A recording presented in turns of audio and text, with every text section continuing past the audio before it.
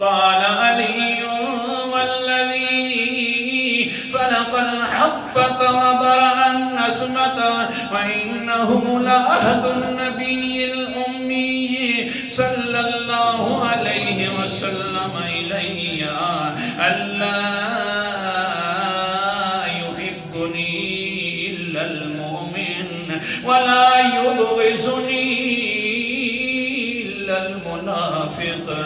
اے پوچھنے والوں سنو سینا، پیغمبر علیہ السلام نے مجھے جو کہا ہے، مجھے اللہ پاک کی قسم ہے، اس ذات کی قسم ہے جو اللہ تعالیٰ گٹھلی کو چیر کر اندر سے پودے نکال لیتا ہے، گندے پانی سے اوپر نقشے جما لیتا ہے، وہ گٹھلی کو چیرنے والا پودے نکالنے والا اللہ، گندے پانی پر نقشے جمانے والا بھی اللہ۔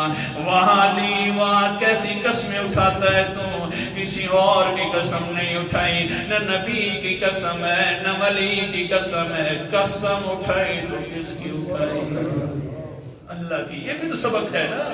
اور ہم کس کی اٹھا رہے ہیں؟ حضرت صاحب حضرت علی کی، پنجتن کی۔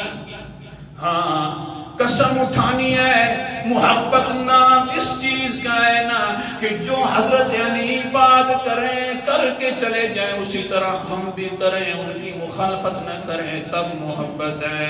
ہاں حضرت علی رضی اللہ تعالیٰ عنہ بڑی اونچی شان والے قسمیں اٹھا رہے ہیں، وہی قسمیں ہیں، کون سی؟ اور پھر وہی باتیں جو قرآن پاک بیان کرتا ہے، ان اللہ فالق الحب والنوى يخرج الحي من الميت ومخرج الميت من الحي۔ بے شک اللہ تعالیٰ ہی دانوں کو چیرنے والا ہے، گٹھلیوں کو چیر کر نیچے سے پودے نکالنے والا اللہ ہے، جو قرآن پاک کے اندر اللہ تعالیٰ اپنی ربوبیت بیان فرما رہے ہیں۔ حضرت علی اپنی قسم کے اندر بھی اسی کی ربوبیت بیان فرما رہے ہیں۔